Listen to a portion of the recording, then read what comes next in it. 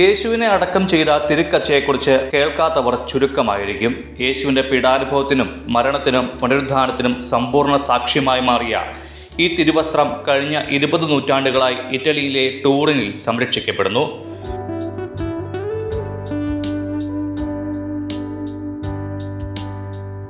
പതിനാലരയടി നീളവും 3.9 അടി വീതിയും ദീർഘചതുരാകൃതിയിലുമുള്ളതാണ് ഈ ലിനൻ തുണി. തിരുക്കച്ചയുടെ ഫോട്ടോയല്ലാതെ ക്രിസ്തുവിൻ്റെ മുഖം പതിഞ്ഞ അതേ വലിപ്പവും അളവുമുള്ള മറ്റൊരു കച്ച നാം കണ്ടിട്ടുണ്ടാവില്ല. എന്നാൽ MCBS സഭാംഗമായ father PV Joseph Peringarappillil എന്ന വൈദികൻ ടൂറിനിൽ നിന്ന് കൊണ്ടുവന്നത് ഈ കച്ചയുടെ അതേപോലെ ക്രിസ്തുമുഖവും ശരീരവും വ്യക്തമായി തെളിഞ്ഞു കാണുന്ന മറ്റൊരു കച്ചയാണ്. 100 കണക്കിന് പരീക്ഷണങ്ങൾക്കും നിരീക്ഷണങ്ങൾക്കും വിധേയമായ ടൂറിനിലെ തിരുക്കച്ചയുടെ എല്ലാ പ്രത്യേകതകളും ഈ ലിനൻ തുണിയിലും തെളിഞ്ഞു കാണാം. ഈ കച്ച തൻ്റെ കൈകളിലെത്തിയ വഴികളെക്കുറിച്ച് പറയുകയാണ് ജോസഫ് അച്ഛൻ. ഞാൻ തിയോളജി പഠിക്കുന്ന കാലത്ത്, റോമിൽ പഠിക്കുന്ന കാലത്ത് 68-69 വർഷങ്ങളിൽ എക്സജീസിസ് എന്ന തിയോളജി ഭാഗം പഠിപ്പിക്കുമ്പോൾ അത് ഞങ്ങൾക്ക് വിവരിച്ചു തന്ന പ്രൊഫസർ, അദ്ദേഹം യേശുവിൻ്റെ പീഡാനുഭവം എന്നുള്ള ഭാഗത്താണ് ഇത് ഞങ്ങൾക്ക് വിവരിച്ചു തരുന്നത്. അദ്ദേഹം വളരെ ഇമോഷണലായി കണ്ണുനീര് വരത്തക്ക വിധത്തിൽ അതിനെപ്പറ്റി പറയാനിടയായി.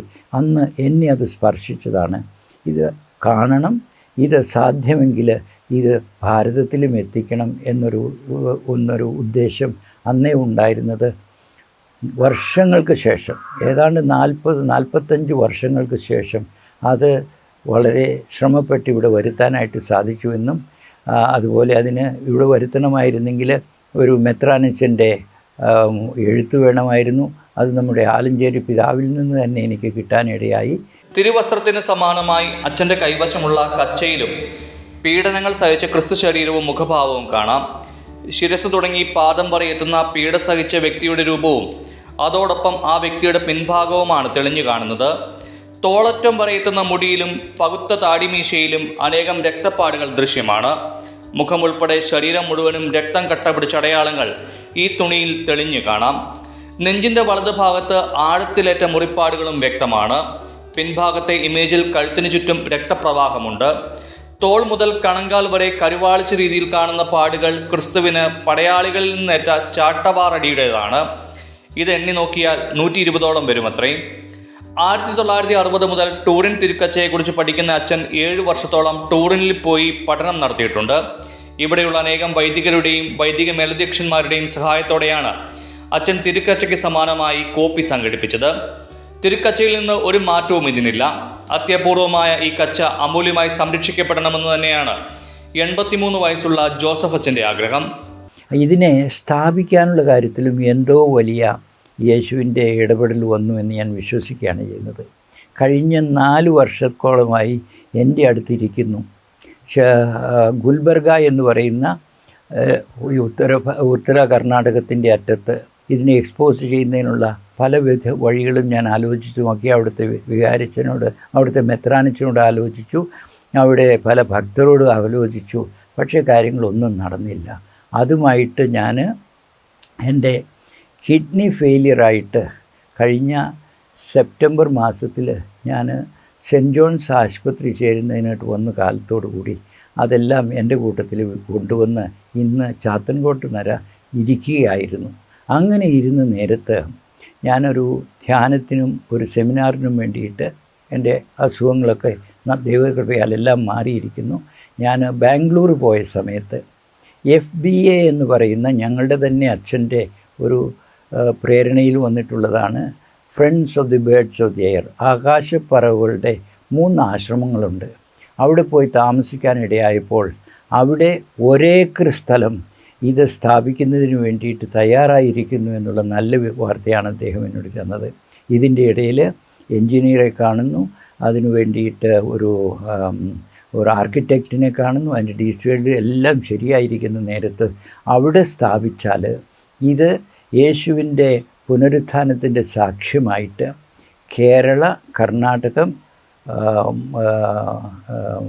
ആന്ധ്രാപ്രദേശ്, തെലുങ്ക് ഈ ഭാഗത്താണ്, സൗത്ത് കേരള ദക്ഷിണ ഭാരതത്തിന് ഒരു ഭാഗമായിട്ടത് വരുമെന്നുള്ള ധാരണയിൽ അദ്ദേഹം അതിന് നടത്തുന്ന ഷാജി അപ്പൻ അതിനെ സമ്മതിക്കുകയും ആ സ്ഥലം ദാനമായി കിട്ടിയതാണെന്ന് ഓർക്കണം. ഒരു 3 കോടി രൂപയുടെ വസ്തു ദാനമായി കിട്ടിയതിൻ്റെ അകത്ത് യേശുവിൻ്റെ തിരുക്കച്ച ഇന്ത്യയിൽ ആദ്യമായി പ്രദർശിപ്പിക്കപ്പെടും എന്ന് ഞാൻ ധരിക്കുകയാണ് ചെയ്യുന്നത്.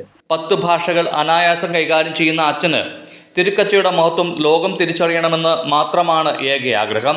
എൻ്റെ അഗ്രികൾച്ചറൽ സ്റ്റഡീസ് മുഴുവനും നടന്നത് ഇറ്റാലിയനിലായതുകൊണ്ട് അമ്മ ഭാഷ പോലെ എനിക്ക് സാധിക്കും.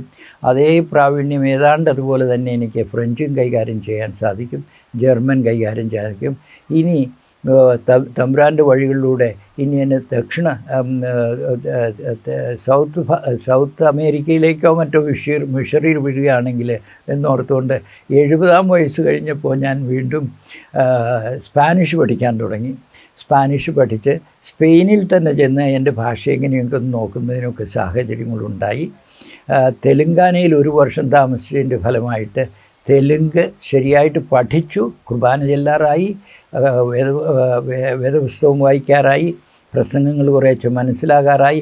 ആ കാലമായപ്പോൾ ദൈവതിരിച്ചിത്ത പ്രകാരം വീണ്ടും കർണാടകത്തിലേക്ക് വരാനിടയായതുകൊണ്ട് ഭാഷ എനിക്കറിയാം, പക്ഷേ കൈകാര്യം ചെയ്തതിന് അറിഞ്ഞുകൂടാതിരിക്കുന്നു. ഹിന്ദിയിൽ വലിയൊരു താല്പര്യം പേഴ്സണലായിട്ട് എടുത്തു. ഉത്തരഭാരതത്തിലെ ഹിന്ദി മീഡിയത്തിൽ 1-ാം ക്ലാസ്സിൻ്റെ 2-ാം ക്ലാസ്സിൻ്റെ 3-ാം ക്ലാസ്സിൻ്റെ 4-ാം ക്ലാസ്സിൻ്റെ 5-ാം ക്ലാസ്സിൻ്റെ 6-ാം ക്ലാസ്സിൻ്റെ വരെയുള്ള പുസ്തകങ്ങൾ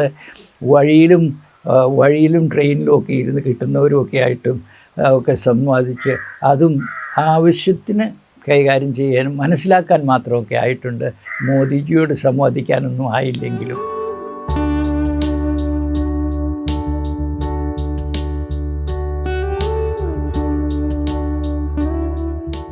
ഒരു അസൽ അഭിമാനമുള്ള ഒരു ചെറുകിട കർഷകൻ്റെ വലിയ ഏക്കറേജ് ഇല്ലാത്ത വെറും 6-7 ഏക്കർ ഭൂമിയുടെ ഒരു അഭിമാനമുള്ള മകനാണ്. അഭിമാനമുള്ള അപ്പൻ്റെ അഭിമാനമുള്ള മകനാണ്. പോത്താനിക്കാട് എന്ന് പറയുന്ന സ്ഥലത്തെ ഒരു എല്ലാവരിലും എടുത്തു വെച്ച് കഴിഞ്ഞാൽ മുൻനിരയിൽ നിൽക്കാൻ പറ്റുന്ന ഒരു വലിയ കർഷകനായിരുന്നു എൻ്റെ. അതിൻ്റെ ചോരത്തിളപ്പും അതിൻ്റെ DNA ഒക്കെ എനിക്കും കിട്ടിക്കാണും. അതായിരിക്കാം ഒരുപക്ഷെ എന്നെ ഈ കൃഷി വഴിയിലേക്ക് നയിച്ചത് എന്ന് ഞാൻ ഓർക്കുന്നു. ഞാൻ കഴിഞ്ഞ 5 വർഷക്കാലം ഒരാശ്രമ ജീവിതം നയിച്ചു അവിടെ ഗുൽബർഗ എന്ന് പറയുന്ന സ്ഥലത്ത് എന്ന് നിങ്ങളോട് പറഞ്ഞു. ആ അവിടെ 5 വർഷക്കാലം എൻ്റെ നെറ്റിയിലെ വീർപ്പ് കൊണ്ട് തന്നെയാണ് എൻ്റെ ഭക്ഷണം ഞാൻ ശേഖരിച്ചത് എന്ന് എനിക്ക് നല്ല ബോധ്യമുണ്ട്. അതിൻ്റെ തുടർച്ചയായിട്ട് പയ്യെ 2 കാലയിലും നിൽക്കാറായ സമയത്ത് ഇവിടെ ഒരു 6-7 ഏക്കർ ഭൂമി തെങ്ങും പറമ്പും മറ്റു വിളകളുമായിട്ടുണ്ട്.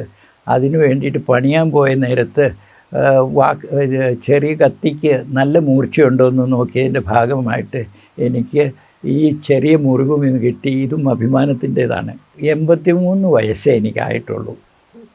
അപ്പോൾ ഇനിയും ഞാൻ അന്ന് ഇറങ്ങിത്തിരിച്ച ദൈവവചനത്തെപ്പറ്റിയുള്ള ദാഹം, മോഹം, അതുപോലെ തന്നെ മിഷനെപ്പറ്റിയുള്ള മിഷനറി ജീവിതത്തെപ്പറ്റിയുള്ള പാസ്റ്ററൽ ജീവിതത്തെപ്പറ്റിയൊക്കെയുള്ള ആ തീയ് ഇനിയും കെട്ടടങ്ങിയിട്ടില്ലെന്ന് എനിക്ക് തോന്നുകയാണ് ചെയ്യുന്നത്. അപ്പോൾ നിങ്ങളോടൊക്കെ പറയുകയാണെങ്കിൽ ഇനിയും യേശു തന്ന സന്ദേശം നമുക്ക് ഓരോ അറ്റത്ത് എത്തിക്കുന്നതിന് വേണ്ടിയിട്ട് പല മാധ്യമങ്ങളുണ്ട്. അതിലൊരു ചെറുത് ഞാൻ എടുക്കുന്നു. നിങ്ങളുടെയൊക്കെ കയ്യിൽ കാണണം എന്തെങ്കിലും. അത് നിങ്ങളും നന്നായിട്ട് ഉപയോഗിച്ച് ദൈവത്തിനും ദൈവരാജ്യത്തിനും ദൈവജനത്തിനും ദൈവത്തിൻ്റെ പ്രിയമക്കളായ പാവപ്പെട്ടവർക്കും വേണ്ടിയിട്ട് ഉപയോഗിക്കാൻ ഇടയാകട്ടെ എന്ന് നിങ്ങൾക്ക് വേണ്ടിയിട്ട് ഞാൻ പ്രാർത്ഥിക്കുകയും എനിക്ക് വേണ്ടിയിട്ടത് ഞാൻ ആഗ്രഹിക്കുകയും ചെയ്യുന്നു. ടൂറിനിൽ പോയി തിരുക്കച്ച കാണാനുള്ള ഭാഗ്യം ലഭിക്കാത്തവർക്ക് തിരുക്കച്ചയുടെ ഈ അസൽ പകർപ്പ് ഏറെ ഗുണകരമായി മാറുമെന്ന് ഉറപ്പാണ്.